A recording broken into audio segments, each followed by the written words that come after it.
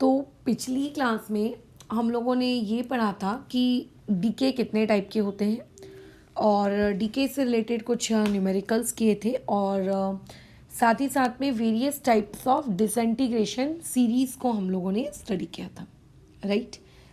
तो तुमने ये थिंग आई थिंक ऑब्ज़र्व की होगी वहाँ पर कि हमारे पास जितनी भी नेचुरल सीरीज़ थी, हमारी सारी की सारी नेचुरल सीरीज़ लेड पर आके रुक रही थी। थोड़ा सा मैं प्रीवियस क्लास को रिवाइज करवा देती हूँ।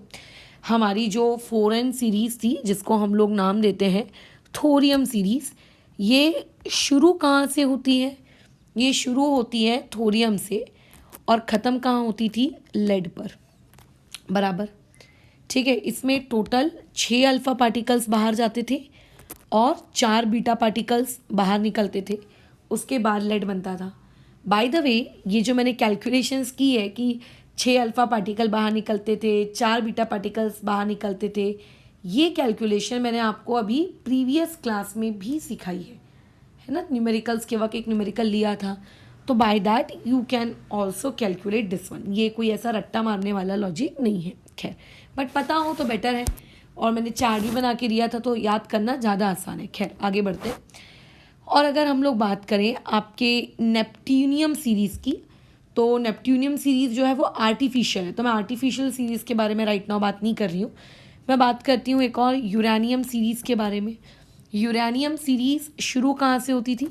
यूरेनियम सीरीज़ शुरू होती थी भाई यूरेनियम से ही, और ख़त्म कहाँ पे होती थी? लेड पर होती थी। इस पर्टिकुलर प्रोसेस में 8 अल्फ़ा पार्टिकल्स बाहर जाते थे और 6 बीटा पार्टिकल्स बाहर जाते थे। उसके अलावा फिर आप लोगों के पास एक होती थी एक्टीनियम सीरीज़। अब देखो, एक्टीनियम सीरीज़ ना तुम लोगों को गुमराह करने के लिए होती है। हमें ऐसा लगता है कि शुरू भी एक्टीनियम से होगी, क्योंकि थोरियम से शुरू हो रही है, यूरेनियम से शुरू हो रही है, but the actinium series starts from uranium. बस ऊपर की यूरेनियम सीरीज़ और नीचे की एक्टानियम सीरीज़ में एक ही डिफरेंस होता है कि यूरेनियम सीरीज़ में हम जो यूरेनियम यूज़ करते हैं उसका मास नंबर 238 होता है, और एक्टीनियम सीरीज़ में हम जो यूरेनियम यूज़ करते हैं उसका मास नंबर 235 होता है। ये सारी बातचीत हम पुरानी क्लास में किए हैं, मैं अभी वापस से रिवाइज़ कर करके दे रही हूँ ताकि तुमको पता चले, चीज़ें रिवाइज़ होती जाएँ और तुम भूलो ना। Nuclear chemistry is a very easy topic, ठीक है। अगर तुम्हें लेट से रीड करना हो न्यूक्लियर केमिस्ट्री को फ्रॉम एनी टेक्स्ट बुक, तो खैर एनसीईआरटी से तो ये चीज़ अब हट गई है, बट जो तुम्हारी महाराष्ट्र स्टेट बोर्ड की 11th स्टैंडर्ड की किताब है, टेक्स्ट बुक है, उसमें आप इसको रीड कर सकते हो। आई थिंक 13 या 14 चैप्टर है, ठीक है। तो बहुत ही प्यारे तरीके से उस बुक में लिखा गया। खैर, उनकी सारी ही किताब के जो नोट्स वगैरह रहते हैं बहुत अच्छे से लिखे हुए रहते हैं, प्रिसाइज रहते हैं, बट मेंस के लिए सफिशिएंट नहीं होते वो, और बहुत सारे टॉपिक स्किप भी होते हैं। इसीलिए रेफरेंस हमेशा एनसीईआरटी ही होनी चाहिए, बट आप इस पर्टिकुलर चैप्टर को आप वहाँ से पढ़ सकते हो if you want to read, अगर आप देखना चाहते हो कि बुक में कैसे लिखा है। अदरवाइज केमिस्ट्री में तो रेडियो एक्टिविटी एनसीईआरटी में, जहाँ तक मुझे याद है, उन्हें हटा दिया गया, रिमूव कर दिया गया। खैर, ये पोर्शन आगे बढ़ते हैं। तो ये वाली जो आपकी एक्टीनियम सीरीज़ है यूरेनियम 235 के साथ, ये भी जाकर ओवर होती है कहाँ पर? आपके लेड पर ही। बट द फर्क इज, ठीक है, फ़र्क समझो ना, सारे एक जगह क्या एक ही लेड बन रहा है क्या? नहीं। जब हम थोरियम सीरीज़ पढ़ते हैं तो जो लेड बनता है उसका मास नंबर होता है 208। जब हम यूरेनियम सीरीज़ पढ़ते हैं तो जो लेड बनता है उसका मास नंबर होता है 206। और जब आप एक्टीनियम सीरीज़ पढ़ते हो तो उस वक्त जो लेड बनता है उसका मास नंबर होता है 207, बराबर। ये कहानी होती है। वैसे मैंने प्रीवियस क्लास में ट्रिक भी बताई है कि अगर पेपर में आपको आ जाए और आपको याद नहीं हो कि किस में कौन सा लेड बन रहा है, तो डिवाइड करके आप पता कर सकते हो। खैर, बट ये जो हमने बातचीत की इन तीनों सीरीज़ के बारे में, तुम्हें ये बहुत अच्छे से ठोक ठोक कर तुम्हारे दिमाग में डाला गया है कि ये तीनों की तीनों ही नेचुरल सीरीज़ है। ये तो मानते हो ना कि तीनों की तीनों कैसी है? नेचुरल सीरीज़ है।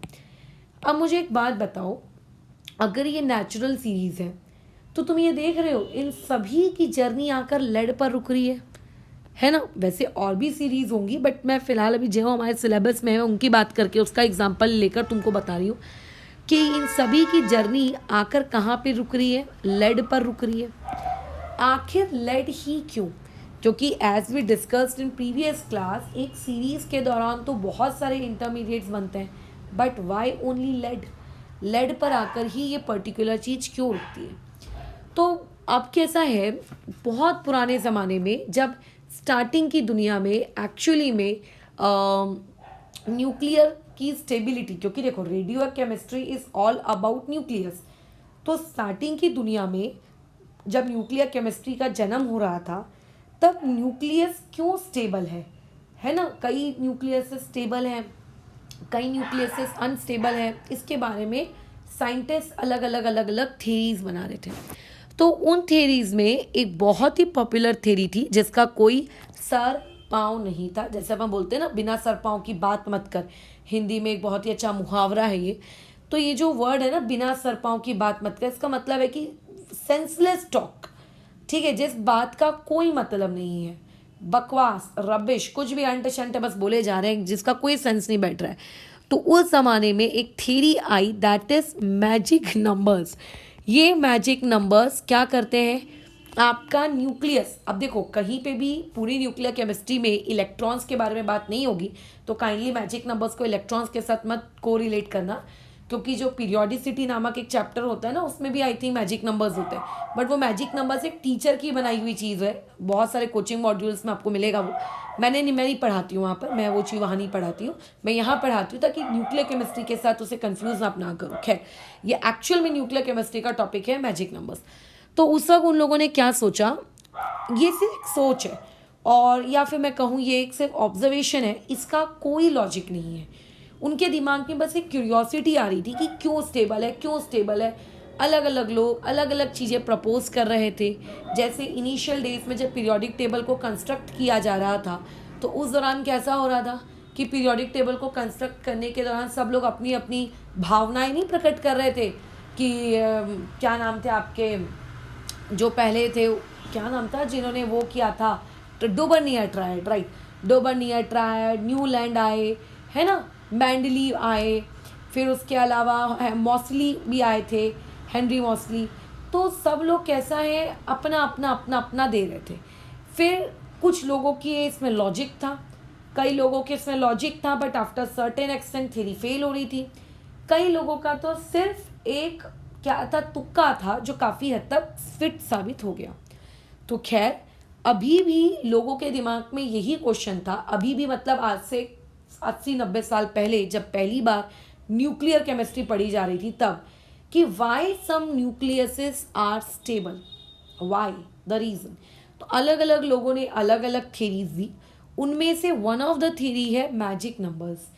तो ये मैजिक नंबर की थ्योरी क्या कहती है, अगर किसी न्यूक्लियस के अंदर, ठीक है, अब देखो न्यूक्लियस के अंदर दो ही चीज़ें हो सकती हैं बराबर, एक तो हो सकता है आपके पास न्यूट्रॉन्स और दूसरा हो सकता है प्रोटॉन्स, बराबर। तो ऐसे केस में अगर किसी न्यूक्लियस के अंदर न्यूट्रॉन्स की या फिर प्रोटॉन्स की, मैं ये नहीं कह रही हूँ दोनों की मिलाकर, ऐड करने को नहीं बोल रही हूँ, मैं बीच में वर्ड लिख देती हूँ, और या तो न्यूट्रॉन्स की या तो प्रोटॉन्स की या फिर दोनों की, ठीक है, या फिर दोनों की, ठीक है, एक की भी होगी तो भी चलेगा, दोनों की भी होगी तो भी चलेगा, बट अगर इनमें से किसी की भी ये क्वांटिटी, ये वैल्यूज़ आपको देखने को मिल रही है, मतलब किसी एटम के न्यूक्लियस के अंदर अगर आपको ये देखने को मिल रहा है कि वहाँ पर न्यूट्रॉन्स या फिर प्रोटॉन्स की संख्या means I am talking about quantity, ठीक है, I am talking about what, quantity. मैं किसकी बात कर रही हूँ, क्वांटिटी की बात कर रही हूँ। अगर इनकी जो क्वांटिटी है, अगर वो होती है 2 या फिर 8 या फिर 20 या फिर 28 या फिर 50 या फिर 82 या फिर 126, तो ऐसे न्यूक्लियसेस को स्टेबल माना जाता है। और इन पर्टिकुलर एटम के जो आइसोटोप्स होते हैं वो भी बहुत स्टेबल होते हैं। ये प्योरली एक एक्सपेरिमेंटल कंसेप्ट है, ध्यान रखना, ये प्योरली एक एक्सपेरिमेंटल कंसेप्ट है, एकदम ज़्यादा प्योरली खतरनाक तरीके से, इसका रियलिटी से कोई वास्ता नहीं है। कुछ ऑब्जर्वेशंस की गई और उन ऑब्जर्वेशन के बेसिस पर ये थ्योरी क्या कर दी गई है, सामने रख दी गई है, बात खत्म होती है वहीं पर, ठीक है, बात वहीं ख़त्म हो जाती है। इसके पीछे का लॉजिक सोचने समझने की भी कोशिश कृपया करके ना कीजिएगा, ठीक है, क्योंकि कोई है ही नहीं भाई, क्या समझेंगे, क्या सिखाएंगे आपको फिर। तो बस यही है। अब इसके ऊपर बहुत सारे उन्होंने एग्जाम्पल्स दिए कि देखो देखो भैया, आप लोग हाइड्रोजन को तो जानते हो ना। हाँ, हमने कहा हम जानते हैं। खैर बोलते हीलियम को जानते हो? मैंने हाँ जानते हैं। बोलते ऑक्सीजन को जानते हो? मैंने बोला हाँ जानते हैं। तो बोलता है देखो ऑक्सीजन के अंदर ये कहानी होती है, ये तो एग्री करते हो? मैंने हाँ करते हैं। ऑक्सीजन के पास प्रोटॉन्स कितने होते हैं? 8। न्यूट्रॉन्स भी कितने होते हैं? 8। तो देखो इसके पास मैजिक नंबर है, इसीलिए ऑक्सीजन बहुत ही एक स्टेबल न्यूक्लियाई है और वो रेडियो एक्टिविटी शो नहीं करता, ऐसा उन लोगों ने कहा। तो यही ऐसे बहुत सारे एलिमेंट्स के बारे में वो लोग बात करते हैं, बहुत सारे। जैसे मैं एक और एग्जांपल देती हूँ, हम बात करते हैं टीन की, हाँ, एसएन का एटॉमिक नंबर है 50, ठीक है। अब लोग क्या कहते हैं, इसका एटॉमिक नंबर कितना है? 50, ठीक है। यानी कि इसके पास क्या है? एटॉमिक नंबर 50 है, मतलब इसके पास प्रोटॉन्स की संख्या 50 है। इसका मतलब इसके पास बोलो कौन है? इसके पास मैजिक नंबर है। इसके पास क्या है? इसके पास मैजिक नंबर है। और जिन लोगों के पास मैजिक नंबर होते हैं वो लोग क्या होते हैं? बहुत ही स्टेबल होते हैं। तो इसीलिए ये जो टीन है ना, ये जो टीन है, इस टीन के टोटल 10 स्टेबल आइसोटोप एग्जिस्ट करते हैं। 10 स्टेबल आइसोटोप्स, आपको याद करने की ज़रूरत नहीं है, ये सिर्फ एक जीके फैक्ट है उस थ्योरी को सपोर्ट करने के लिए जो मैं बता रही हूँ तुमको, और कुछ भी। 10 स्टेबल आइसोटोप्स इसके एग्जिस्ट करते हैं, बराबर, इसके एग्जिस्ट करते हैं। क्या ये बात समझ में आई? 10 स्टेबल आइसोटोप एग्जिस्ट करते हैं। लेकिन इसी के बाजू में रहने वाला Sb, ठीक है, इसी के बाजू में रहने वाला इसका पड़ोसी Sb, जिसका एटॉमिक नंबर है 51, जिसके पास प्रोटॉन्स की संख्या है 51, ये बेचारे के पास कोई मैजिक नंबर नहीं है। अब क्योंकि इस बेचारे के पास कोई मैजिक नंबर नहीं है, तो इस बेचारे के सिर्फ और सिर्फ कितने स्टेबल आइसोटोप्स हैं? इसके पास सिर्फ और सिर्फ 2 ही स्टेबल आइसोटोप्स। सोचो, यानी कि आप इस चीज़ को इस चीज़ से रिलेट नहीं कर सकते, ठीक है, आप इस चीज़ को इस चीज़ से रिलेट नहीं कर सकते कि हाँ यार करके मेरे पास तो देखो पीरियोडिक टेबल में मैं लेफ्ट में आता हूँ तो मेरा साइज़ जो है वो छोटा है ना, और जो मेरा क्या कहते हैं मैं टॉप में आता हूँ मेरा साइज़ बड़ा है, तो मैं ज़्यादा स्टेबल तो कम स्टेबल। मतलब आप इससे रिलेट ही नहीं कर पा रहे हो, कोई पैटर्न ही आपको नहीं दिख रहा। एक के पास 10 स्टेबल आइसोटोप, दूसरे के पास मात्र 2 स्टेबल आइसोटोप, ये पूरा क्या है? गड़बड़ घोटाला है ना। तो ऐसे केस में मुझे एक बात बताओ, ये कंसेप्ट होता है मैजिक नंबर का, खत्म। और मैजिक नंबर के कंसेप्ट के अकॉर्डिंग अगर मैं चलूँ तो ये जो ऊपर आप लोगों का लेड नामक प्राणी पैदा हो रहा है, इस लेड नंबर नामक प्राणी का जो एटॉमिक नंबर होता है ना, वो होता है 82। और तुम्हें नहीं लगता ये थ्योरी इस बात को सपोर्ट भी कर रही है कि देखो हर नेचुरल डिसइंटीग्रेशन सीरीज आखिर क्या बना रही है? हर नेचुरल डिसइंटीग्रेशन सीरीज आखिर क्या बना रही है? हर नेचुरल डिसइंटीग्रेशन सीरीज क्या बना रही है? आप लोगों का लेड बना रही है, जिसके पास मैजिक नंबर है 82। इसीलिए वो ऑलमोस्ट सभी लोग अपने आप को, खुद को कहाँ पे रोकने की कोशिश कर रहे हैं? खुद को एक स्टेबल के पास रोकने की कोशिश कर रहे हैं, खुद को एक स्टेबल जगह के पास जाके रोकने की कोशिश कर रहे हैं। क्या ये पॉइंट क्लियर है? खुद को एक स्टेबल जगह पे जाके रोकने की वो लोग कोशिश कर रहे हैं।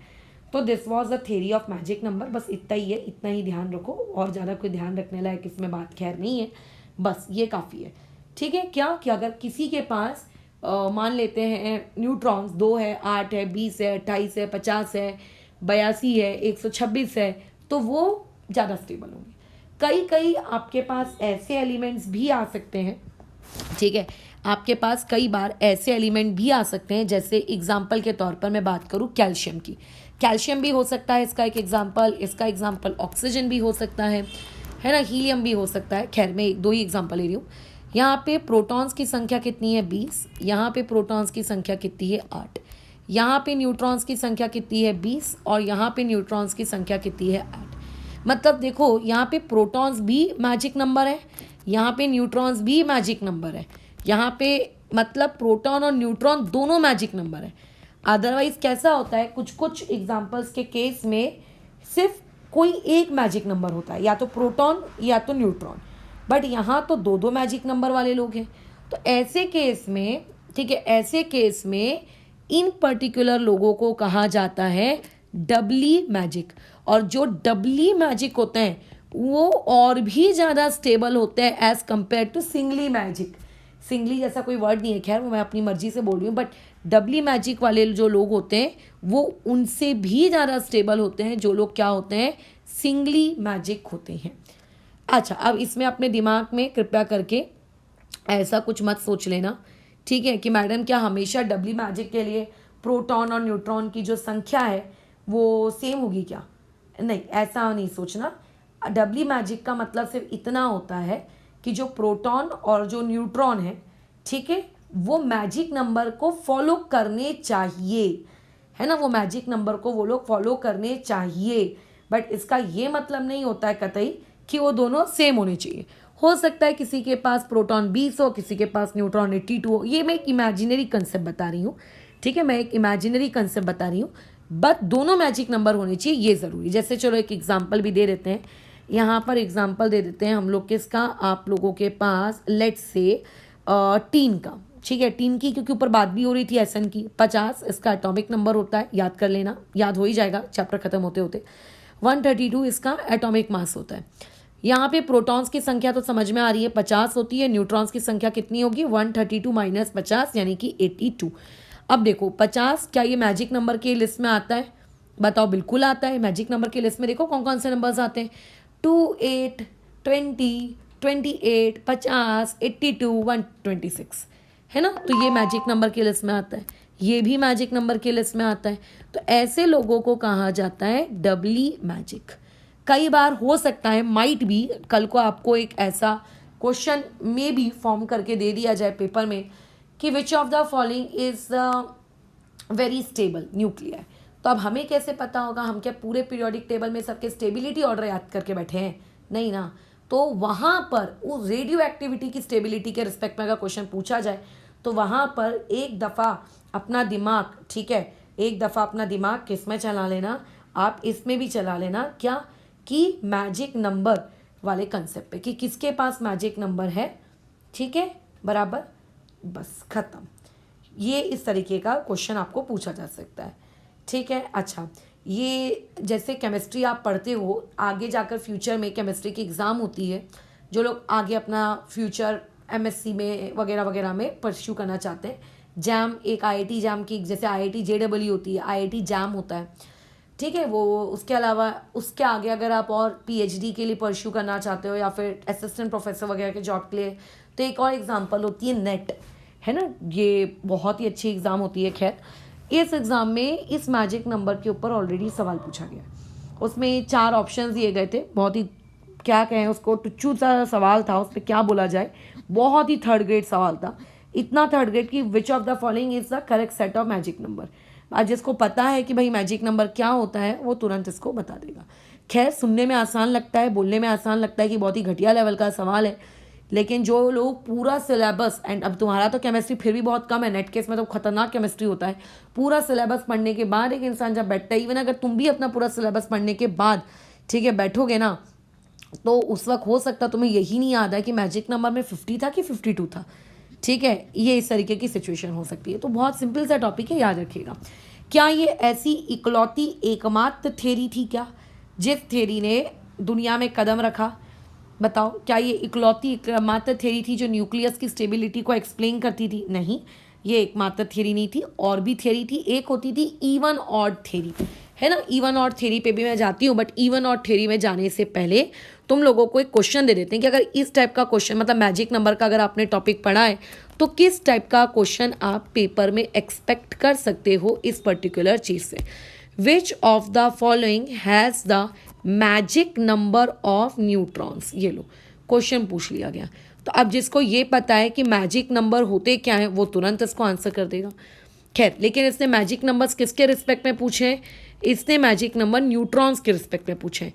तो ध्यान रखना, कोई ऑप्शन ऐसा भी आ सकता है जिसमें प्रोटॉन्स मैजिक नंबर हो, तो ऐसे ऑप्शंस को आपको रिजेक्ट करना है क्योंकि क्वेश्चन में न्यूट्रॉन्स के रिस्पेक्ट में पूछा गया है, खैर ऐसा कोई ऑप्शन है नहीं, अच्छी बात है, बच गए। तो न्यूट्रॉन्स निकालना तो आता ही होगा तुमको, है ना। अच्छा यहाँ पे 238 है, सॉरी, ठीक है। न्यूट्रॉन्स निकालना तो तुमको आता ही है। क्या करते हैं, जो मास नंबर होता है उसमें से हम लोग माइनस कर देते हैं किस चीज़ को, आपके एटॉमिक नंबर को। तो अगर मैं यहाँ पे न्यूट्रॉन्स की क्वांटिटी काउंट करूँ तो 17 में से, अच्छा 17 नहीं 27 में से आपका 13 गया, दैट वुड बी 14। 56 में से 26 गया, दैट वुड बी 30। 209 में से 83 गया, तो 9 में से 3 गया 6, और 19 में से 8 गया, दैट वुड बी आप लोगों का ओके, ठीक है, 126। और उसके बाद 238 में से 92 गया, यानी कि 146। अब बताओ इनमें से कौन मैजिक नंबर है, ये आप लोगों का मैजिक नंबर है ना, 126 अभी ऊपर लिखवाया था। तो इसका मतलब ये होगा वो ऑप्शन जिसमें न्यूट्रॉन्स मैजिक नंबर को क्या कर रहे होंगे, फॉलो कर रहे होंगे। तो इसी प्रकार के क्वेश्चंस पूछे जा सकते हैं, माइट भी, अगर पूछा गया तो। खैर नेक्स्ट थ्योरी की तरफ आते हैं। सेकेंड थ्योरी जो न्यूक्लियस की स्टेबिलिटी को एक्सप्लेन करती है, that is even odd theory. ये थ्योरी भी देखो बहुत बचकानी है, ये भी एक प्योर तरीके से ऑब्जर्वेशन है और कुछ भी नहीं। क्या है, पीरियोडिक टेबल में आपके पास बहुत सारे एलिमेंट्स हैं, ठीक है, उनके बहुत सारे आइसोटोप्स हैं, कुछ उनमें से बहुत स्टेबल है, कुछ उनमें से बहुत रेडियो एक्टिव है या काफ़ी हाईली अनस्टेबल है। तो उन्होंने कैसा है, लिस्ट बनाना शुरू किया, ठीक है। उन्होंने क्या किया, लिस्ट बनाना शुरू किया। जैसे यूजुअली नहीं होते हैं सर्वे वगैरह होते हैं, आप न्यूज़पेपर में पढ़ते रहते होगे, सर्वे, कहीं पे एक सर्वे हुआ और उस सर्वे से पता चला जो लड़के लेट्स मतलब कई फालतू फालतू सर्वे होते हैं, खैर उस पर कमेंट नहीं करते, कि इतने लोगों पे सर्वे हुआ और कॉमन ऑब्जर्वेशन ये फलाना फलाना निकली। तो उन्होंने भी बेसिकली बहुत सारे एलिमेंट्स और उनके बहुत सारे आइसोटोप्स पर सर्वे किया, और सर्वे से उन्होंने ये देखा कि जो एलिमेंट्स, ठीक है, एलिमेंट्स के सर्वे में वो क्या कर रहे थे, प्रोटॉन की वैल्यू देख रहे थे, न्यूट्रॉन की वैल्यू देख रहे थे। उन्होंने ये देखा कि अगर किसी एलिमेंट या उसके आइसोटोप में प्रोटॉन इवन नंबर है, इवन तो समझते हो ना, और न्यूट्रॉन भी इवन है, मतलब बोथ इवन, तो ऐसे इवन क्वांटिटी, बोथ इवन वाले जो नंबर ऑफ एलिमेंट्स हैं या जो ऐसे आइसोटोप्स हैं वो हाईली स्टेबल होते हैं। और हाईली स्टेबल होने के साथ साथ ऐसे हाईली स्टेबल वाले, ठीक है, ऐसे हाईली स्टेबल वाले टोटल उन लोगों के पास पूरे पीरियोडिक टेबल और उसके आइसोटोप्स वगैरह मिलाकर 165 लोग ऐसे निकले। मतलब 165 लोगों के पास प्रोटॉन न्यूट्रॉन दोनों इवन था और वो लोग हाईली स्टेबल थे। तो वहाँ से उन्होंने लॉजिक बना दिया, इसी को इवन ऑड थ्योरी कहते हैं। उन्होंने ये देखा कि अगर किसी के पास दोनों ऑड रहे तो ऑड वाले हाईली अनस्टेबल होते हैं, और ये मात्र ऐसे कितने हैं, 5 हैं। मतलब हाईली अनस्टेबल होते हैं और उनमें से स्टेबल वाले मात्र 5 हैं। मतलब वो स्टेबल नहीं होते, वो लोग बहुत अनस्टेबल होते हैं और उनकी स्टेबिलिटी वाले बहुत कम होते हैं, बहुत रेयर स्टेबिलिटी होती है।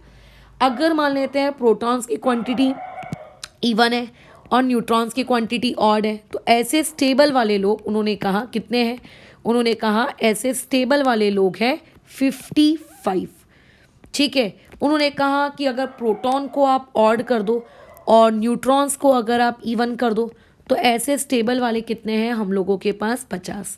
बस इसी को इवन ऑड थ्योरी कहते हैं। और ये इवन ऑड थ्योरी कहती है कि अगर प्रोटॉन और न्यूट्रॉन दोनों बहुत ही ज़्यादा क्या है, इवन है, ठीक है, इवन क्वांटिटीज़ में है, तो बेसिकली उस पर्टिकुलर न्यूक्लियस को हम लोग क्या कहेंगे, आप लोगों का क्या कहेंगे, स्टेबल कहेंगे, ठीक है। बस खत्म, और कुछ नहीं है। फिर ऐसी और भी थ्योरीज आई होंगी, तो हम एक तीसरी थ्योरी की तरह बात करते हैं। दैट तीसरी थ्योरी ये कुछ हद तक अच्छी भी थी बट उतनी ज़्यादा फेमस थ्योरी नहीं रही है। खैर ये this theory is packing fraction. अब कई लोगों ने जिन्होंने सॉलिड स्टेट पढ़ा है उनको पैकिंग फ्रैक्शन का मतलब पता होगा, बट यहाँ पे कृपया करके उस पैकिंग फ्रैक्शन को इस पैकिंग फ्रैक्शन से कोरिलेट मत करिएगा, ठीक है। यहाँ पे पैकिंग फ्रैक्शन कुछ अलग ही चीज़ है, तो इस बात से भी कंफ्यूज मत होना कि अरे यार फिर हमें कितने सारे पैकिंग फ्रैक्शन याद करने पड़ेंगे। कोई याद नहीं करना, ये उतना कोई खास इंपॉर्टेंट नहीं है। ये सिर्फ तुम्हें बताया जा रहा है, एक कान से सुनो और दूसरे कान से निकाल लो, याद रह जाए तो खैर बहुत अच्छी बात है। अभी आई थिंक 1-2 दिन पहले ही मैंने तुम लोगों को आइसोडाइफर्स, आइसोस्टर्स, आइसोटोप्स, आइसोबार्स ये सब पढ़ाया है डेफिनेटली। बस थोड़ा सा उस पर बात करते हैं। जो ये साइंटिस्ट है पहले उनके बारे में बात कर लेते हैं। एस्टन ने आप लोगों को एक फॉर्मूला दिया, ठीक है, उन्होंने हमें क्या दिया, एक फॉर्मूला दिया, मतलब ये बेसिकली मैथमेटिक्स है। उनके फॉर्मूले को मैं फिलहाल अभी पहले लिख कर दे रही हूँ। उन्होंने ये कहा पैकिंग फ्रैक्शन की जो वैल्यू होगी किसी भी न्यूक्लियस का पैकिंग फ्रैक्शन, ठीक है, किसका पैकिंग फ्रैक्शन, न्यूक्लियस का। प्लीज़ इसे सॉलिड स्टेट के पैकिंग फ्रैक्शन के साथ मत कोरिलेट करना, ये वो नहीं है।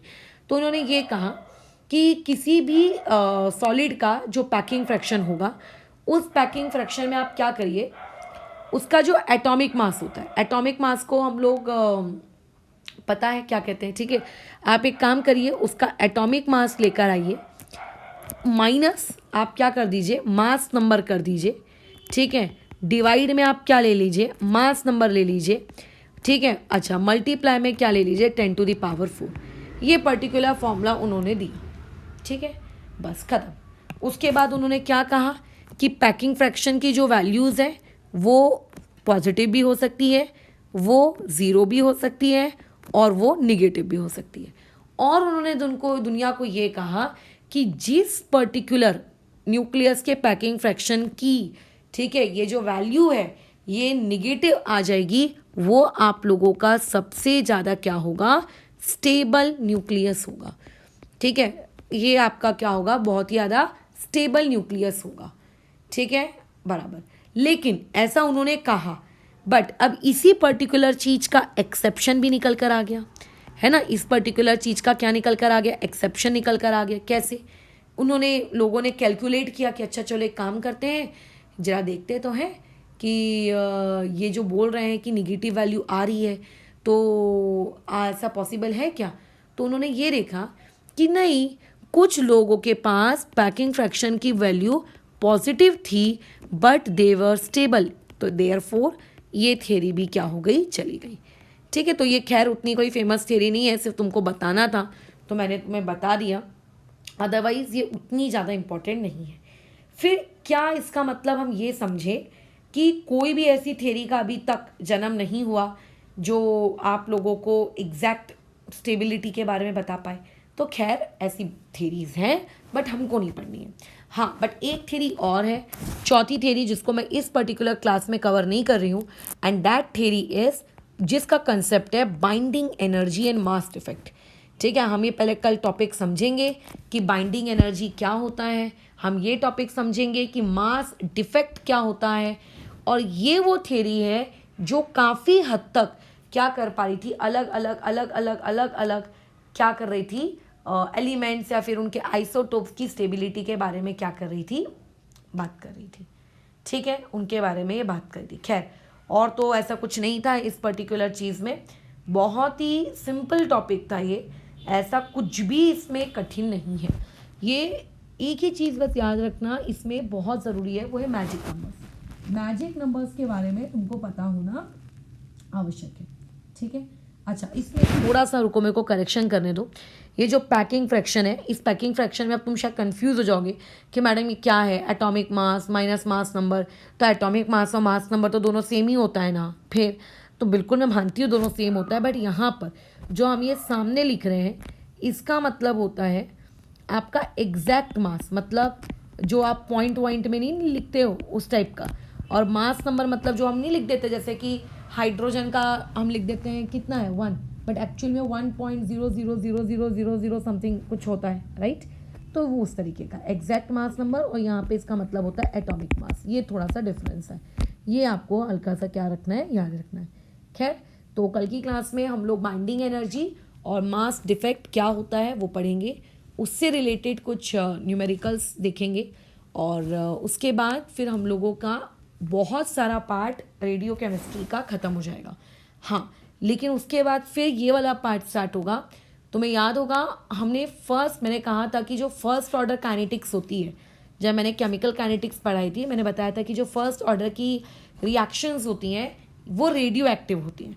तो अभी बेसिकली हमें रेडियो एक्टिविटी की काइनेटिक्स पढ़नी है, कोई कठिन काम नहीं है। अगर आपको केमिकल काइनेटिक्स आती है, उसका फर्स्ट ऑर्डर आता है, तो वैसा ही हम पढ़ेंगे यहाँ पर, ठीक है। चलो फिलहाल के लिए